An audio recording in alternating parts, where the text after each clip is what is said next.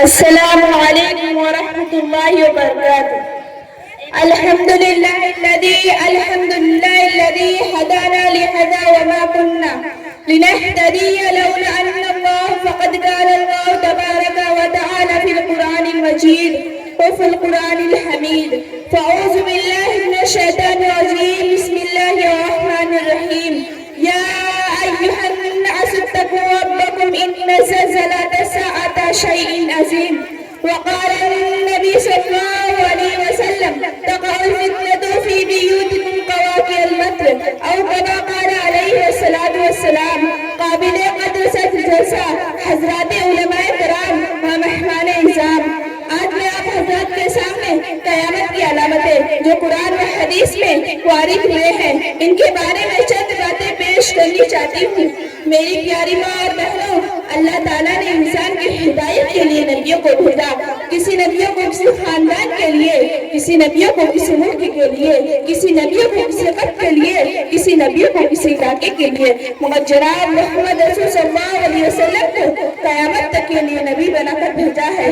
فرما برداروں کو جنت کی خوشخبری سنانے اور نافرمانوں کو جہنم سے ڈرانے کے لیے بھیجا ہے۔ اور حضور صلی اللہ علیہ وسلم کی تعلیمات کا دو پہلو ہے۔ پہلا جس میں شریعت کا بیان ہے، جس میں حلال و حرام، جائز ناجائز، فرض واجب، سنت نفل وغیرہ کا علم ہے۔ دوسرا آئندہ آنے والے حالات کا علم ہے کہ امت کو کن کن حالاتوں سے گزرنا پڑے گا اور ان حالاتوں میں امت کو کیا کرنا چاہیے، اور ان حالاتوں میں قیامت کی علامت بھی کہتے ہیں۔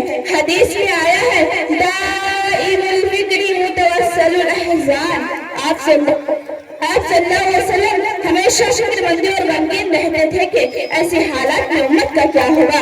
اور آپ صلی اللہ علیہ وسلم نے مثال دی، میری مثال ایسی ہے کہ جیسے کسی نے آگ جلائی اور آگ میں آنے والے پروانوں کو روک رہا ہے تاکہ آگ میں نہ چلے، اسی طرح میں تم کو جہنم کی دہکتی ہوئی آگ سے بچانا چاہتا ہوں اور تمہاری کمر پکڑ پکڑ کر روکنا چاہتا ہوں اور تم آگ میں گرتے جا رہے ہو۔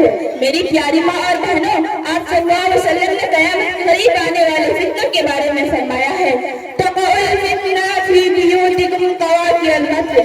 اے لوگوں، تمہارے گھر میں ایسے فتنے وقت پیدا ہوں گے جیسے بارش کے قطرے گرتے ہیں، یعنی ایک کے بعد ایک مسلسل فتنے کے پیدا ہوں گے۔ اور فرمایا کہ عنقریب رات کی اندھیری کی طرح فتنے واقع ہوں گے کہ صبح مسلمان مومن ہوگا، رات اس حالات میں ہوگی کہ کافر ہو جائیں گے، کہ صبح مسلمان مومن ہوگا، رات اس حالات میں ہوگی کہ کافر ہو جائیں گے۔ دنیا کے چند ٹکڑوں کی خاطر اپنے ایمان کو بیچ دے گا۔ اتنی خطرناک دور میں دعا مانگنے کی تعلیم بھی فرمایا ہے۔ اللہم انی اعوذ بک من الفتن ما ظہر منها وما بطن۔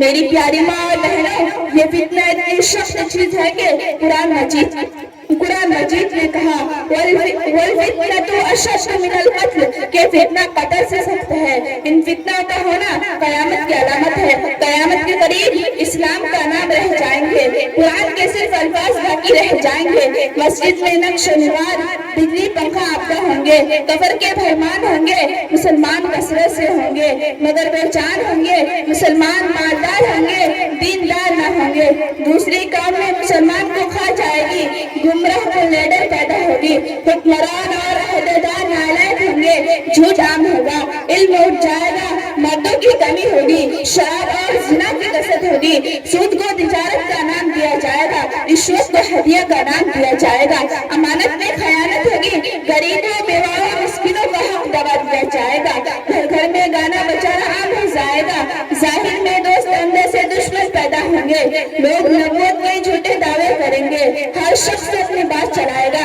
پھلوں میں کمی ہوگی، لوگ زندگیوں سے تنگ آ کر موت کی تمنا کریں گے، ہر بات کا زمانہ پہلے سے بہتر ہوگا، پچھلے بزرگوں کو بھلا برا کہیں گے، یہ ننگی عورتیں مردوں کو اپنی طرف مائل کریں گے، یہ امت یہودی و انصاری ملک فاروس کی اتباع کریں گے، چراغ زمانے سے روپیہ کمایا جائے گا، لوگ جھوٹی قسم کھائیں گے۔ میری پیاری ماں اور بہنوں، ذرا اندازہ لگائیے، کیا یہ سب باتیں امت میں موجود نہیں ہے؟ اس وقت اس بات کی سخت ضرورت ہے کہ ہم سب کو خدا تعالیٰ کی طرف متوجہ ہونا ہے اور دین و شریعت کے مطابق زندگی گزارنا ہے، اور خدا تعالیٰ کا ایک ایک حکم اور آپ صلی اللہ علیہ وسلم کی سنتوں کو جان کر عمل کرنا ہے، اور ہر فرد کی زندگی میں دین کو لانے کی کوشش کرنا ہے. بس اللہ تعالیٰ سے دعا کریں کہ اللہ تعالیٰ ہم سب کو اور پوری امت کو ان فتنوں سے حفاظت فرمائے. آمین و ما علینا.